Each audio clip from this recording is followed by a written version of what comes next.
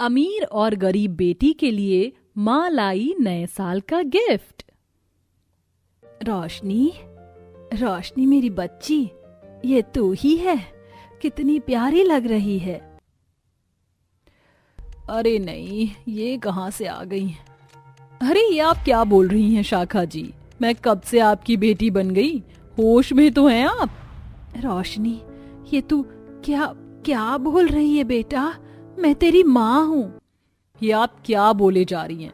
जान ना पहचान और मैं तेरी मेहमान जैसी बातें मत कीजिए। आप बस इस घर की एक नौकरानी हो। उम्र ज्यादा है आपकी तो ज्यादा कुछ बोल नहीं रही हूँ।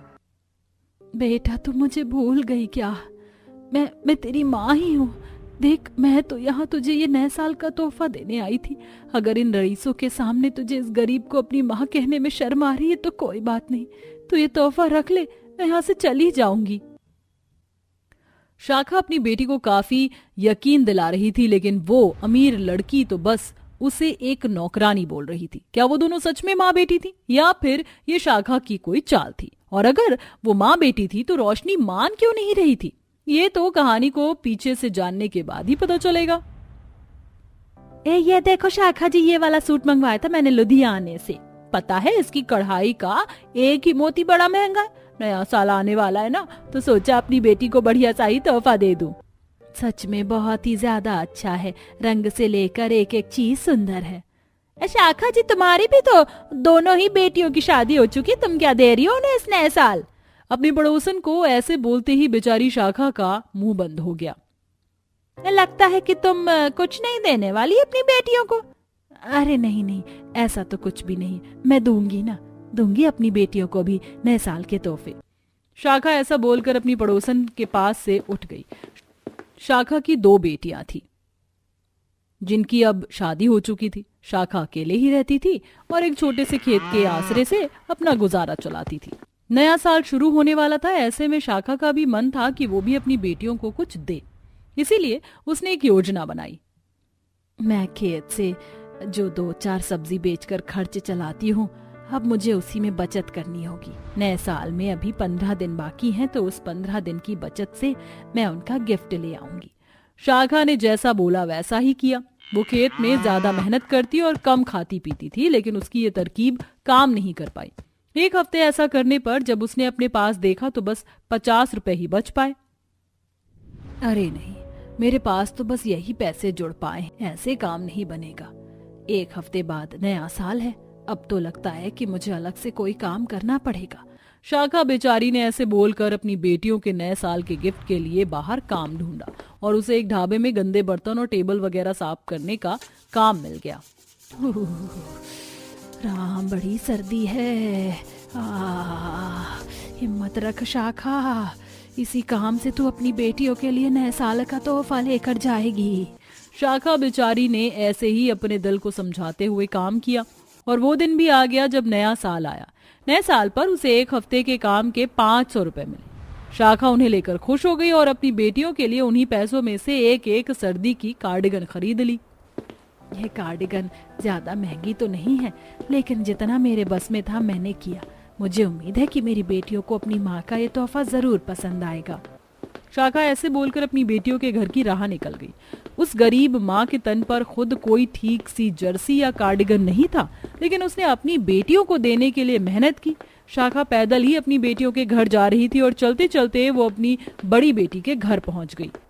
अरे वाह, क्या ये मेरी रोशनी का ससुराल है? मैंने सुना तो ऐसा था कि रोशनी का ससुराल बहुत अमीर है, लेकिन ये लोग तो महल के मालिक हैं। शाखा बाहर से ही अपनी बेटी का महल सा घर देखकर बहुत ही ज्यादा खुश हुई। नए साल की खुशी में सारा घर अंदर बाहर से सजा हुआ था। बाहर से घर को अच्छे से देखने के बाद शाखा घर के अंदर गई, जहाँ पर एक आलीशान पार्टी चल रही थी। अरे नहीं, मुझे तो लगता है यहाँ पर कोई पार्टी हो रही है। लगता है कि मैं गलत समय पर आ गई। कितने अमीर अमीर लोग हैं यहाँ, मुझे तो घबराहट सी हो रही है।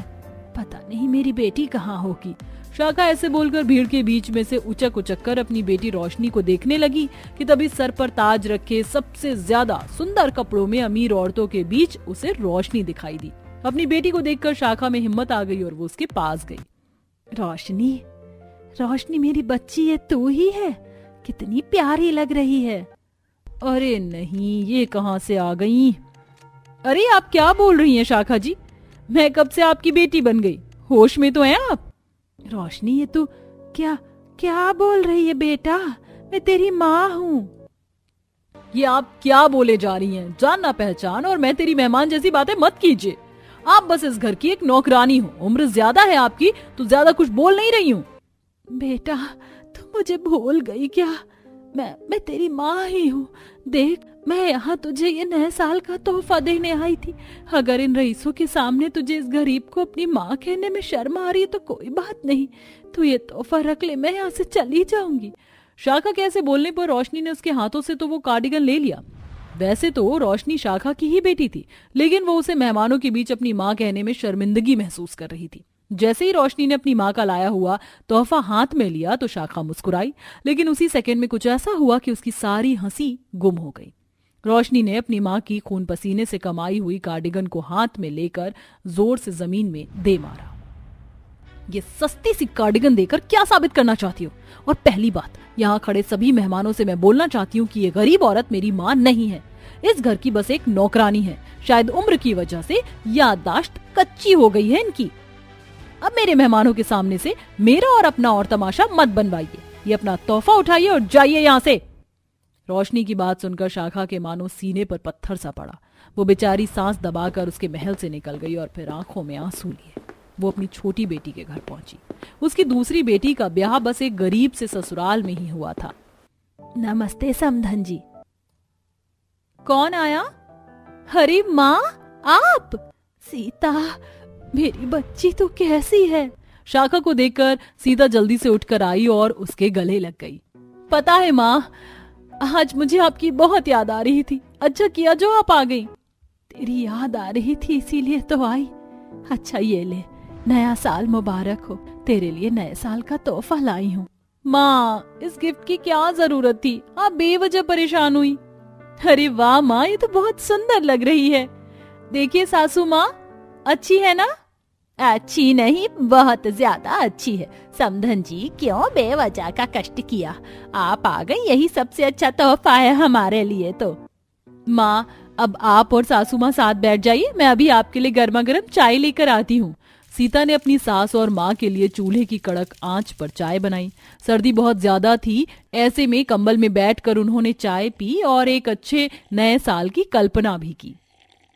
माँ, आप जानती हो, मेरा ना आपके हाथों के आलू के पराठे खाने का बहुत ज्यादा मन हो रहा है। अच्छा, चल तो ठीक है, आज तेरे ही घर में तेरे लिए आलू के पराठे बनाऊंगी। माँ, आज नया साल है तो चलिए क्यों ना हम सभी मिलकर एक छोटी सी पार्टी करें। मैं ना अनुज जी से सामान मंगवा लूंगी। तेरा मन है तो कर ले। शाखा की बात सुनकर सीता खुश हो गई। उसने अनुज से अपनी हैसियत मुताबिक सामान मंगवा लिया और फिर तीनों सास, बहू और बेटी ने मिलकर पकवान बनाए। इसी सब में शाम हो गई और अंगीठी जलाकर कंबल में बैठकर उन्होंने उस खाने को एंजॉय किया। कुछ इस तरह गरीब माँ का अपनी दोनों बेटियों के साथ नया साल बीता। सीता ने उसके सभी दुखों पर मरहम सा लगा दिया था। एक रात अपनी बेटी के घर रुककर शाखा वापस से अपने घर को लौट आई और फिर सभी खुशी खुशी रहने लगे। आरती तो तेरी मैं उतार चुकी हूँ, अब क्या तेरे लिए मखमल की गद्दी लेकर आऊं जिस पर तू अंदर आएगी? चुपचाप से अंदर आ और अपनी पेटी खोल कर दिखा हमारे लिए दहेज में क्या क्या लेकर आई है। जी माँ जी। घर के अंदर जाकर भावना अपनी लाई पेटी को खोलती है जिसमें दहेज का सिर्फ थोड़ा सा सामान था। ये देखते ही नंद एक सूट निकाल कर बोलती है, ये क्या माँ, देखना जरा, ये गरीब भाभी मेरे लिए अपने मायके से क्या सामान लेकर आई है। ये गरीबों जैसा सूट पहनूंगी क्या मैं? यही औकात है क्या मेरी? अब मैं क्या बोलूं, मुझे तो सामान देखकर ही गुस्सा आ रहा है। ये अम्मा ज्यादा कुछ लाई नहीं है अपने गरीब मायके से। चांदी के पायल, छोटे से सोने के कान के झुमके और हम लोगों के लिए एक एक जोड़ी कपड़ा। क्यों री तेरे माँ बाप ने तुझे ज्यादा दहेज देकर नहीं भेजा? माँ जी, जितना मेरे माँ पिताजी मेरे लिए कर सकते थे उतना उन्होंने मेरे लिए किया है। और मुझसे छोटी मेरी 3 बहनें हैं। वो सारा दहेज मेरी शादी में तो नहीं दे सकते ना, और वो इतने अमीर भी नहीं है। अरे मैया, माँ देख रही हो अपनी नई बहू को? गृह प्रवेश के बाद भी कैची की तरह जुबान चल रही है। तू चिंता मत कर बेटा, इसकी अकल तो मैं ठिकाने ले आऊंगी। क्यों री निकम्मी नास पीटी, आज तो तूने ऐसा बोल दिया, दोबारा तेरी जुबान मेरे सामने खोली तो छोड़ूंगी नहीं तुझे। अपने ससुर के सामने भी ऐसे बोल रही है? क्या यही सिखाया है तेरे माँ बाप ने? नहीं पापा जी, ऐसी कोई बात नहीं है। मैं तो बस। बहुत हो गया, तुम कमरे में चलो। अमन भावना पर चिल्लाकर उसका हाथ पकड़कर उसे कमरे में ले जाता है। देखो यहाँ रहना है ना तो हम सबकी बातें सुननी पड़ेंगी। तुम्हें जो जैसा बोले वैसा करना, जुबान मत खोलना। जी अमन जी। वो पहली रसोई में उसे स्टोव दे दिया जाता है, जिस पर खाना नहीं बनता तो फिर भावना को सुना दिया जाता है। दिन गुजरते हैं। अमीर ससुराल वाले आए दिन भावना को सुनाया करते थे, उस पर अत्याचार करते थे। अगर उसे बुखार भी आ जाया करता था तब भी उससे घर का सारा काम करवाते थे। संगीता तो ऐसी थी कि एक की चार लगाकर अपने भाई से चुगली करती थी, जिसे सुनकर अमन अक्सर भावना पर हाथ उठाया करता था। ऐसे ही एक दिन सब लोग चाय पी रहे होते हैं। हाय हाय, कितनी चीनी है बहू। तू क्या अपने ससुराल से दहेज में चीनी का बोरा लेकर आई थी जो आज चाय में इतनी चीनी डाली है? नहीं पापा जी, मैंने तो हिसाब से ही 3 चम्मच चीनी डाली है। मतलब पापा झूठ बोल रहे हैं? और हम सब भी पागल है क्या? माँ, आपको चाय कैसी लग रही है? तुझे भी चाय मीठी लग रही है, जैसे कि हम सबको डायबिटीज से मारने की तैयारी कर रही हो। ये छी, शहद से भी ज्यादा मीठी चाय हो रही है। और ये पराठा कैसे बनाया है? इसमें तो नमक नहीं है। तुम्हें कुछ खाना पीना बनाना आता नहीं है क्या? अभी तुम्हें बताता हूँ, मेरे घर वालों को परेशान करना चाहती हो ना? आओ तुम। हाँ बेटा, तू बिल्कुल ठीक कह रहा है। जा ले जा इसे। तभी अमन उसके बाल पकड़कर कमरे में ले जाता है और उसे बहुत मारता है। भावना की नाक से खून बहने लगता है और जगह जगह चोट के निशान थे। अमन जी, मैं सच कह रही हूँ, आप एक बार मेरी बात सुन लेते। भगवान कसम, मैंने चाय में इतनी चीनी नहीं डाली है। ये जरूर किसी ने जानबूझकर किया है। मेरा विश्वास क्यों नहीं करते? क्यों मेरे साथ ऐसा व्यवहार करते? आखिर आप शादी करके मुझे इस घर में लाए हैं। तो देखो, पत्नी पति के पैरों की जूती होती है और तुम्हें अपनी मर्यादा में रहना सीखना होगा। भावना बहुत रोती है। वो अपने घर वालों से भी इन सब बातों का जिक्र करती है तो उसकी कोई तकलीफ नहीं समझता है। और अमीर ससुराल वालों का अत्याचार भावना को 1 साल तक झेलना पड़ता है। और कुछ दिन बाद जब वह तलाक लेने का फैसला करती है, पर उसके मायके वाले तलाक देने के फैसले में उसका साथ नहीं देते हैं। देख, तू अगर इस घर में वापस आ गई तो तेरी वजह से मेरी बच्चियों की शादी कैसे होगी और तेरा खर्चा पानी अलग होगा। क्यों तोड़ रही है अपना घर? जैसे गई है वहां पर वैसे ही रह ले। तेरे पिता बिल्कुल ठीक कह रहे हैं। अपनी बहनों के बारे में सोच। मुझे समझ नहीं आता, मेरे पिता ऐसे कैसे बोल सकते हैं मुझे? मैंने आपको एक एक बात बताई है कि वो सब मेरे साथ कैसे जानवरों की तरह सलूक करते हैं। इसके बाद भी आप सब ये कह रहे हैं। कोई बात नहीं, मैं कहीं नौकरी ढूंढकर अपना खर्चा खुद उठा लूंगी। आप लोगों पर बोझ नहीं बनूंगी। पर अब मैं उस जेल में नहीं रह सकती। फिर भावना अपने पति से तलाक लेकर अपने मायके में रहने लगती है। साथ ही एक नौकरी ढूंढकर नौकरी करने लगती है, जहां उसकी मुलाकात उसी के साथ काम करने वाले जतिन से होती है, जो अक्सर उसे दुखी देखकर, अकेले खाना खाते देखकर खुद भी परेशान होता था। और एक दिन उससे खुद कहता है, देखिए भावना जी, मैंने आपको अक्सर परेशान देखा है। आप क्यों इतना परेशान रहती हैं? देखिए, मैं ऐसा वैसा लड़का नहीं हूँ। आप मेरे से दोस्ती कर सकती हैं। इन सुंदर आंखों में ये आंसू अच्छे नहीं लगते। मेरा ख्याल करने के लिए आपका शुक्रिया, पर मेरी जिंदगी ऐसी ही है कि अब आंखों में आंसू ही रहते हैं। तो अपने अंदर के दर्द को मुझे बताकर खत्म कर दीजिए, ताकि आप खुलकर मुस्कुरा सकें। ये सुन भावना जतिन को अपनी पहली शादी की सारी बातें बता देती है और अपने मायके वालों को भी। ये सुन जतिन उसे खुश करने के लिए कभी चॉकलेट देता तो कभी उसे चुटकुले सुनाता है। धीरे धीरे दोस्ती हो जाती है और एक दिन जतिन उससे शादी करने की बात करता है, जिसे भावना टाल देती है और अपने घर में बहनों को बताती है। बहनों से माता पिता को पता चल जाता है और माता पिता जतिन से शादी करने के लिए उस पर बहुत जोर डालते हैं। सॉरी दीदी, मैंने आपकी बात मम्मी पापा को बता दी। जो भी तूने किया शिवानी, अच्छा किया। अगर लड़का सामने से हाँ कर रहा है सब कुछ जानने के बाद भी, तो हर्जी क्या है? और तेरी शादी हो जाएगी, दोबारा घर बस जाएगा, तेरी बहनों की शादी हो पाएगी। वरना लोग हमसे सवाल करेंगे कि आपकी बड़ी बेटी घर में क्यों है। अगर आप सबकी यही मर्जी है तो मैं शादी कर लूंगी।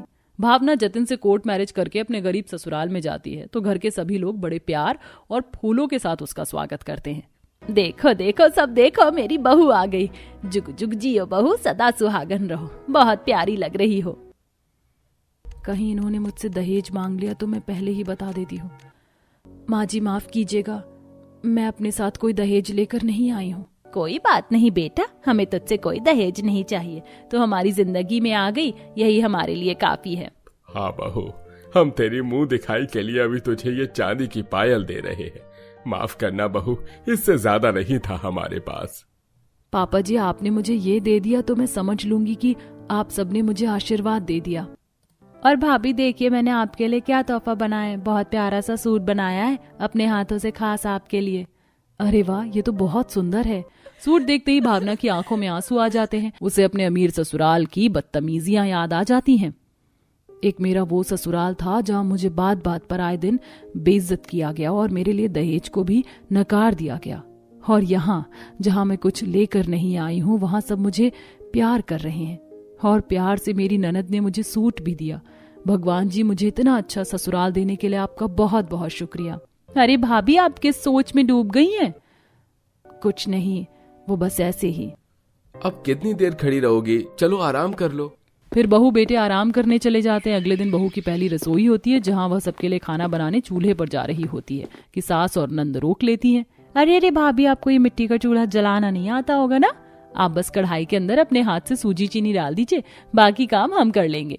हाँ बहू, हम नहीं चाहते कि तुझे कोई भी परेशानी हो इस घर में। माँ जी, इसमें परेशानी कैसी, मैं काम सीख जाऊंगी। नहीं बहू, कुछ दिन तू आराम कर, फिर तो जिंदगी भर तुझे ही काम करना है।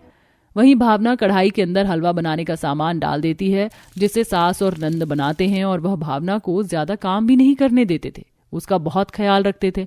अगर जरा सी छींक भी आ जाती थी तो सब लोग उसके लिए कुछ ना कुछ लेकर खड़े हो जाते थे। बहू, तू ये कब्बल ओढ़ ले वरना तुझे ठंड लग जाएगी। ले बहू, काढ़ा भी ले, तुझे जुकाम नहीं होगा। आप सब मेरी कितनी फिक्र करते हैं, मैं बिल्कुल ठीक हूँ, चिंता मत कीजिए। वहीं शाम को जब भी जतिन आया करता था, कभी उसके बालों में गजरा लगाता था तो कभी उसके खाने के लिए अच्छी अच्छी चीज लेकर आता था, जैसे कि गोलगप्पे, चॉकलेट या उसकी मनपसंद चीज। बताओ तुम्हें और क्या क्या चाहिए, मैं तुम्हारे लिए सब लेकर आऊंगा। अब मुझे तुमसे कुछ नहीं चाहिए। तुमने मुझे मेरे ससुराल का प्यार और मुझे जो तुम्हारा प्यार मिला है, मुझे सब कुछ मिल चुका है। मेरे पहले वाले ससुराल से ये वाला ससुराल बहुत बहुत ज्यादा अच्छा है, जिसके लिए मैं भगवान का शुक्रिया अदा करती हूँ और मैं इसी तरह तुम्हारे साथ जिंदगी भर रहना चाहती हूँ।